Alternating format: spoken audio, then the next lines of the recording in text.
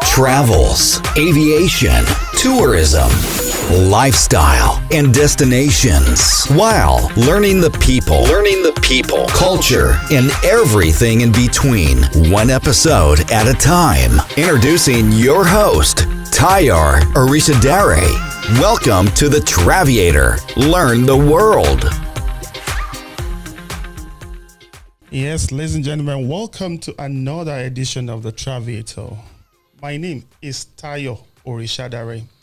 On today's episode of the Traviator, we'll be discussing another interesting topic, something that actually affects both the operators and the customers alike, and maybe sometimes the customers actually really think that this affects them the most. But often than not, before the customers actually get to find out about these issues, the operator, the practitioner, already has several hours of endless planning, processes, procedures, and need I say some headache to making sure that this issue is resolved to the best of their abilities, and while putting the interest of the passengers or the customers as paramount or forward. As always, I will not be discussing this by myself. I have in the studios an ardent professional. And today we'll be discussing around the topic, managing flight disruptions, the roles of airlines and passengers. Whereas the airlines has a lot of training, a lot of planning, a lot of procedures to guiding against some occurrences, some things are just merely inevitable. Against your best plans, things happen. Actually, life happens. Sometimes it might be force majeure, it might be operational reasons, it might be airport reasons, it might be weather, it might just be things way beyond your control. But it might just interest you to know that whereas the airline has some kind of control and responsibility to dealing with these issues, the same is also expected of us as customers. But I also know that there's that huge gulf between the operator and the customer when this happens. We're hoping that at the end of this episode, we would have been able to bridge this gap with understanding. And joining me in the studios today is one of my very old-time friend, is my Egbon as well. He's an old schoolmate. He taught me how to train back in school. He's a consummate airline strategist and communication expert. He's put in more than 20 years experience of his skills, his knowledge, his experience into aviation management, especially in the areas of business strategy, crisis management, marketing communication, and ground services generally. He's naturally a very growth-driven person, and he has led a lot of team members to achieving great successes around the aviation industry. He served severally in several airlines in different roles, amongst which are as station manager and duty manager.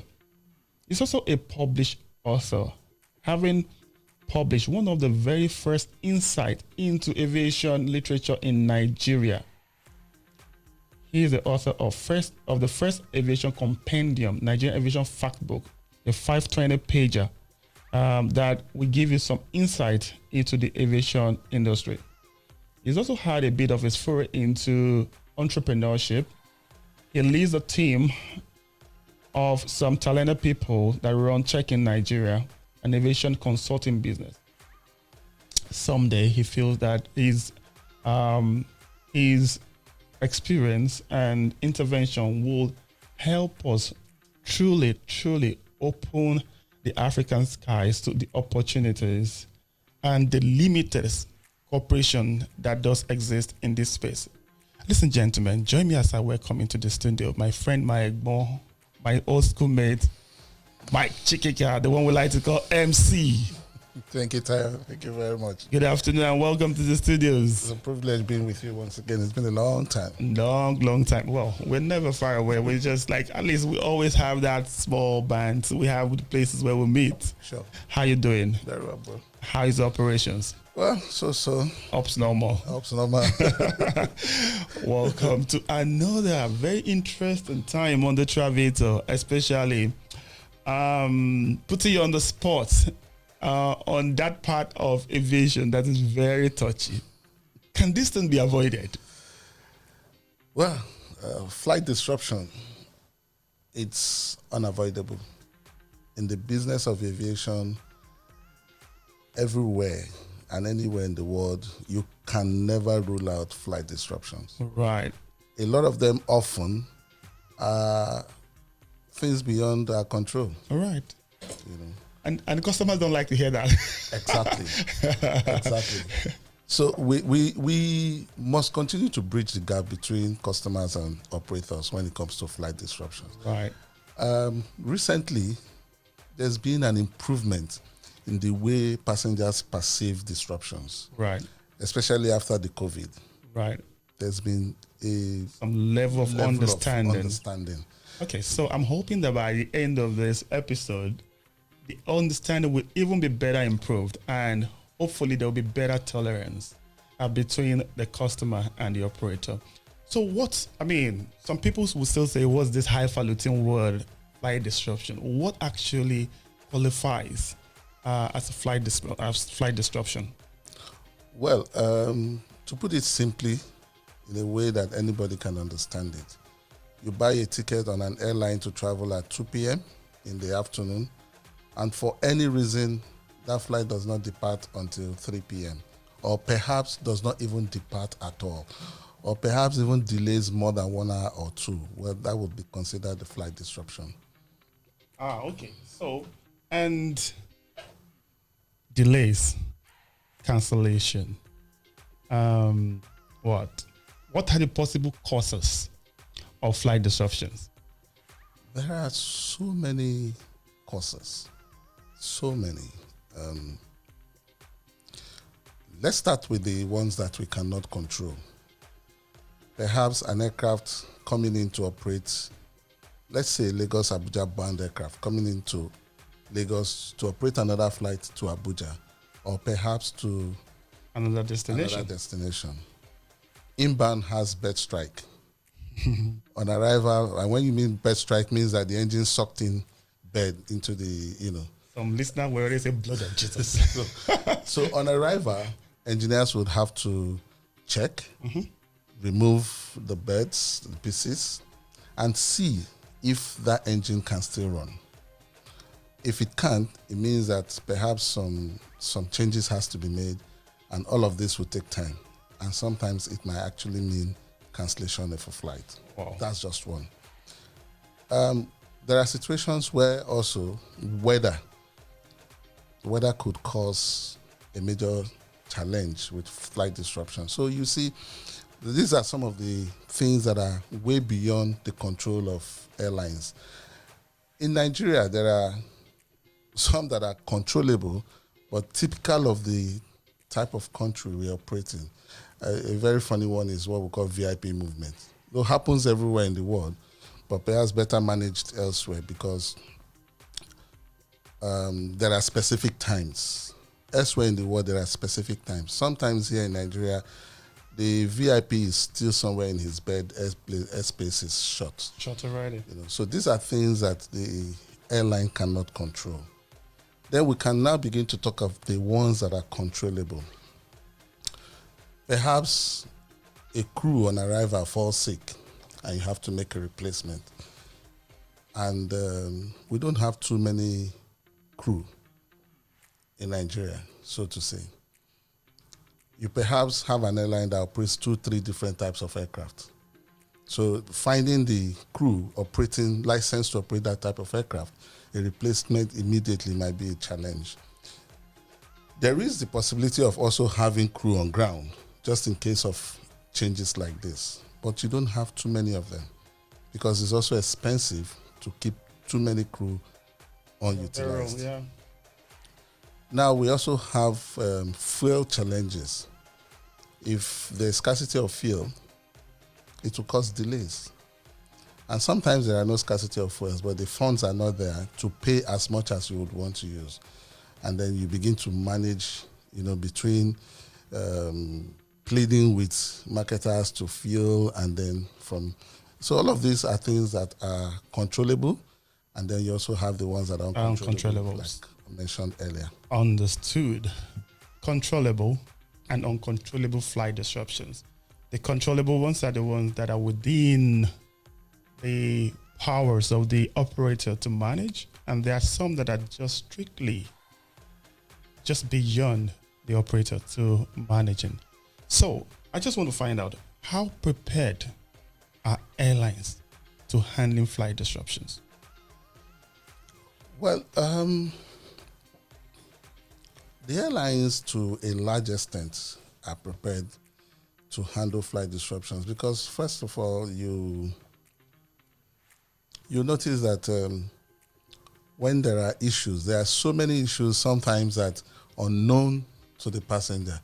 You see a 1 hour delay, your flight is supposed to depart at 12 and then eventually departs at 1. So many things have gone behind the scenes to ensure that you depart at 1. You might not even know that wasn't the operating aircraft, wasn't meant to be the aircraft you used. Mm-hmm. So some of these things are unknown to passengers. To a large extent, the airlines are prepared. But again, there are so many things beyond their control. Let me give you one instance. You can't have it all. An aircraft comes in with a snag, needs maintenance. And at the end of the day, the equipment you need, or the spare you need to fix it, you don't have it. Not on the shelf. Not on the shelf. So that's going to cause a disruption to the entire operation that flight is going to carry out that day. So you probably have to get a replacement aircraft or find a way to get the spare. And what most passengers don't even know is that airlines can actually, borrow from other airlines and then replace. Right. So these are some of the things you would see. The airlines are prepared, but obviously, because of the nature of the environment we're operating, you can't have it all. So there are times when it becomes very difficult to handle the situation, and that is where you need some crisis managers to come in. So in under a disruptive situation, or in an what they call IROPS, interrupted operations situation, are there rights? Do the passengers have some sort of rights? If there are, what are these rights and what are the conditions precedent for this right? To this right? Yes, in fact, a couple of days ago, the NCAA, sent out another reminder note, insisting and enforcing and ensuring that that airlines operators display rights of passengers at their check-in counters and at every sales point, so that passengers will know that they do have some rights. Delays of more than 2 hours, there should be refreshments. Of course, this has been the practice before until the COVID. And so a lot of limitations as to even eating on board is restricted. And you notice recently, most times after flight, they give out the snacks on your way out. Yes. So that too has affected eating within the departure hall. Right. But that ordinarily is the standard. After 2 hours delay, there should be some refreshments, water, snacks to make. And then also passengers need to be informed why they are delayed. If the delay is more than 2 hours, there should be opportunity for a refund of the value of your ticket, so you can make alternatives, so you can get a full refund for your ticket. And eventually, if there's a cancellation, there is also, especially when it's deep into the night, airlines can also provide transportation and accommodation.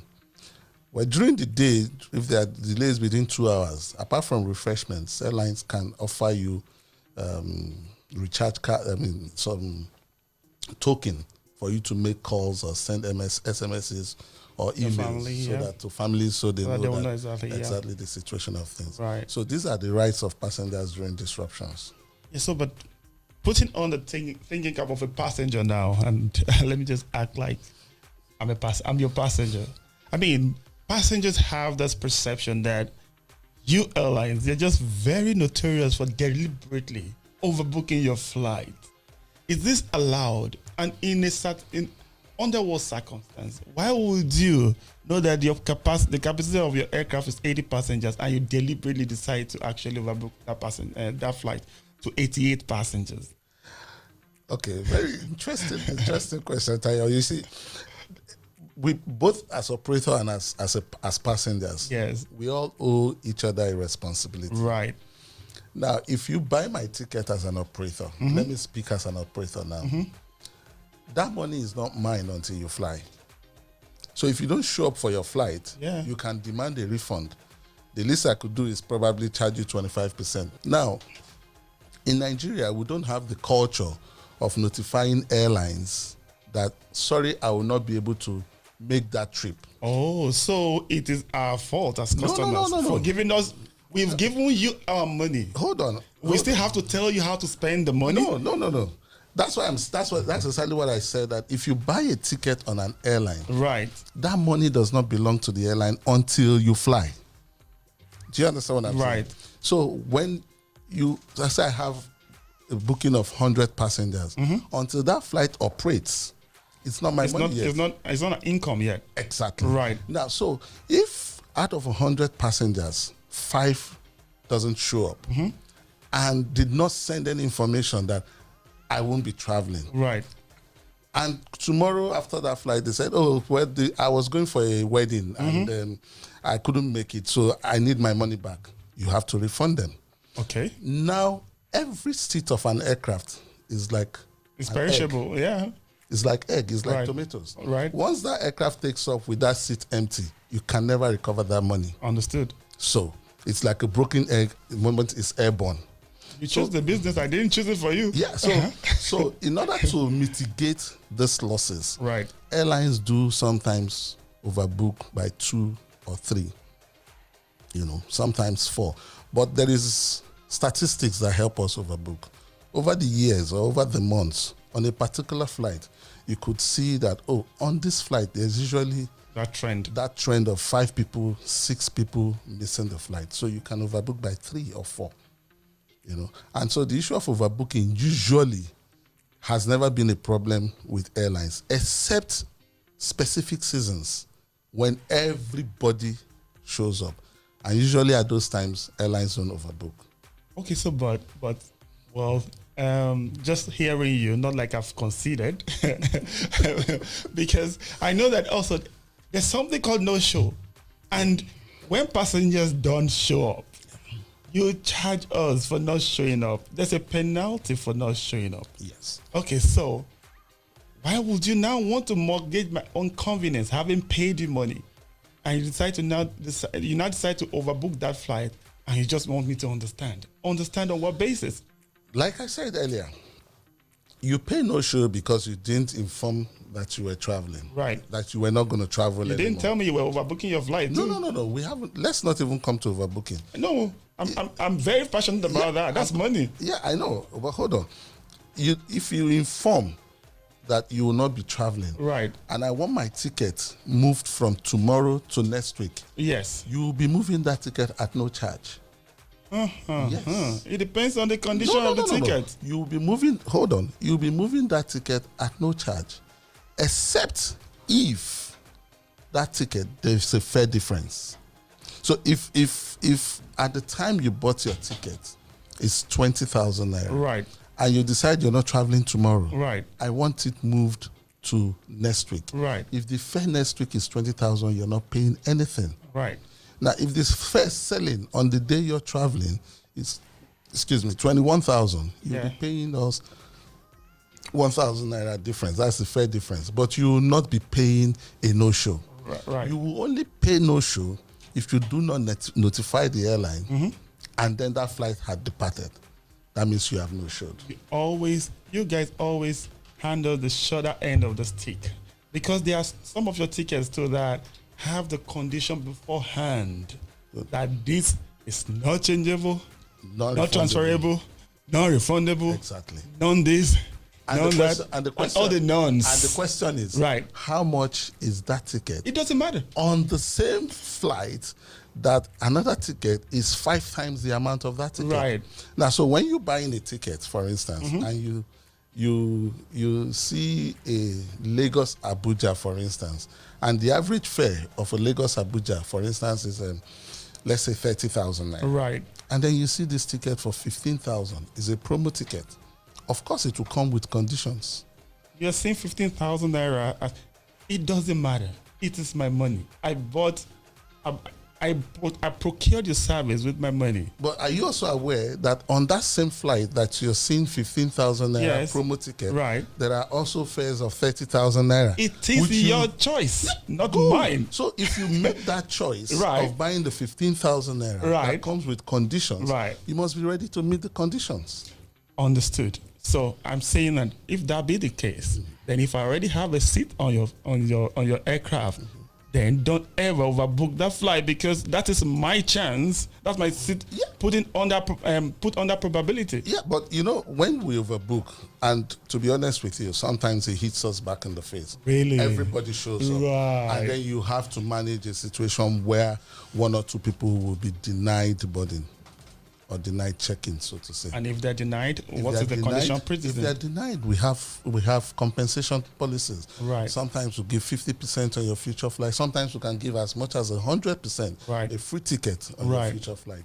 So sometimes I do wish that I'm denied boarding, so I get a free ticket. Okay, so that will actually inadvertently mean that this relationship between the customer and the operator has to be an ongoing one. There needs to be this ongoing conversation, and most of the time, if this conversation does exist, then we'll be bridging that gap of understanding with understanding. So that leads me to the next point. That will mean that in a disruption, all parties, both operator and customers, actually do have roles to play. True. Could you just take us through some of those roles, especially from maybe me being a customer? All right. As operators, as customers, or passengers, we all have roles to play during disruptions. And let me start from the part of the customer, because the part of the airline is clear, it's established. Part of the role of the customer, what the airline needs most from you at that time is understanding. Right. No airline wants to take unnecessary risk. And a lot of times, 95% of the time is usually borders on safety. Right. So when there are issues like delays or cancellations, the first thing the airline officials require from passengers is understanding. And then the next question is way forward. Alternatives, yeah. What are the alternatives? Right. So now, the alternatives will probably be rebook you on the earliest possible flight, provide some compensation in terms of refreshments, like we have said earlier. Right. And in doing so, where there is a situation where then we can even ask for, maybe there are, like the issue of overbooking, or perhaps downgrade of aircraft. The aircraft prepared for this flight takes a capacity of 147. For some reasons, that aircraft develops technical problems. Right. We don't want to delay the passengers. The engineers have said, give us 5 hours. And you can't keep passengers for 5 hours. We decide to provide another aircraft, and that aircraft can only take 143. Right. It means you have 4 people. Just short by 4, right. Short. So you would have to seek for volunteers, those who could drop out, and you give them compensation, like a free ticket on their future flight, and then put them on the next available flight. I'd love that. Good. Now, where that doesn't work, you don't get any volunteer. Then Right. there is a procedure for boarding. You have to board elderly passengers, Right. mothers with infants, Right. children, unaccompanied minors. You can't leave from vulnerability exactly to the very able. So, Yeah. and then you probably will have to meet the last 4 people, and then you begin to manage the And situation. do the dirty job. But there is an area that I would like to stress, Tayo. There is an untapped area that operators and airlines, and then even the Nigerian civil aviation, has not tapped. A few airlines are trying to tap it, but we have not really gotten there. The area of travel insurance. Ah. Now, if you're booking tickets on some flights, you will see the option of travel insurance. You click it. It adds maybe 1,000 naira or 500 naira to your fee. Sharply, I don't click them. Good. Good. Now, this is the area that we need to drive. Right. Travel insurance is the area that we all, as the traveling public, both as operators, regulators, and passengers, need to drive. The reason is this. Let me just give you a mental calculation of what it costs an airline to manage a delay. Say, for instance, a cancellation. The cheapest decent hotel you will provide a passenger will be, say, in Lagos here, maybe 15,000 naira. Definitely more than that. But let's just say 15,000 naira. And then you have 100 passengers booked on that flight, and you're putting all of them in a hotel. That's going to cost you 1.5 million. If you have 20 cancellations in a year, that's going to cost you 30 million. The profit margin of airlines are very, very small. Very thin. Very thin, but people don't know. Right. Now, if we encourage travel insurance, where you will click and have, say, 500, I will make it compulsory, 500 naira. That money doesn't go to the airline. It goes to a particular a particular insurance company. Now, in the event of cancellation, all the airline needs to do is provide vehicle and take you to the hotel.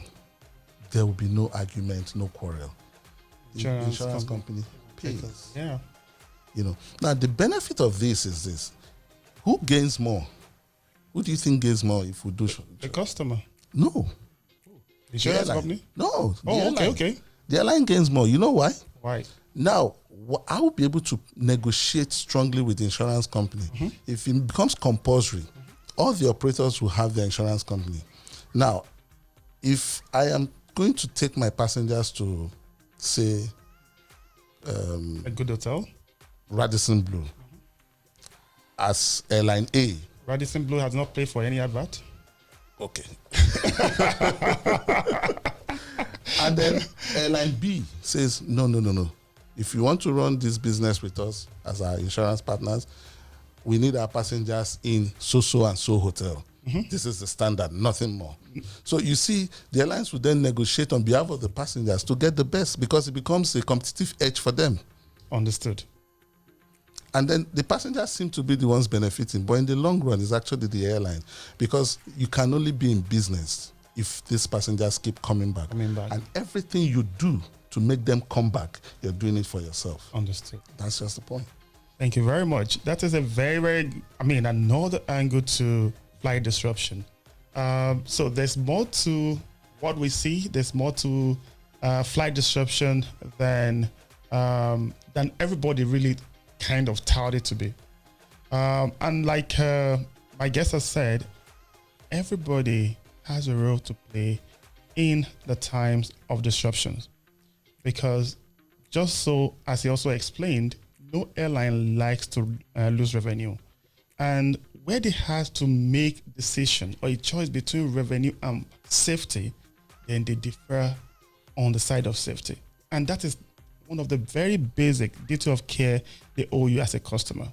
And I also think in return, you should please do the airline the needful by showing some level of understanding.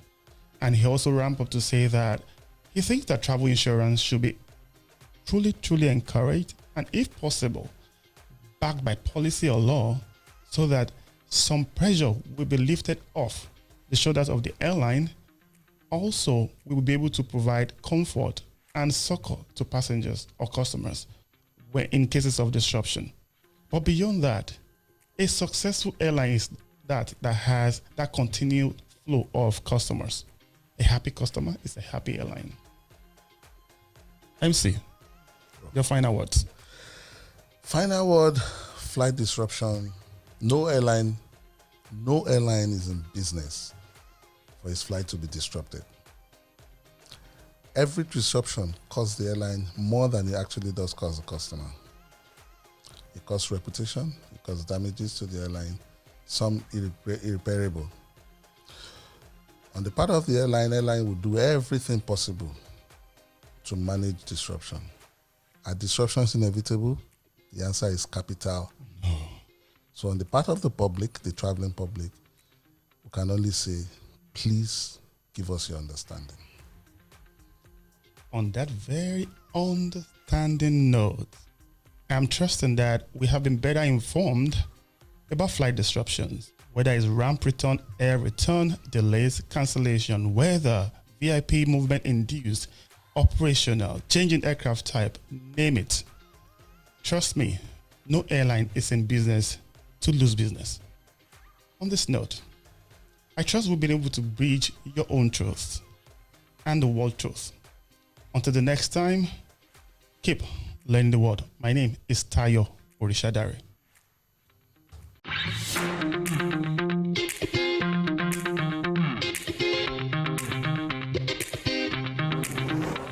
Thanks for joining us on The Traviator. Please stay up to date with us by visiting thetraviator.com. You may also follow us on Facebook, Twitter, YouTube, and all podcast outlets. Until next time, keep learning the world, and we'll see you on the next episode of The Traviator Podcast.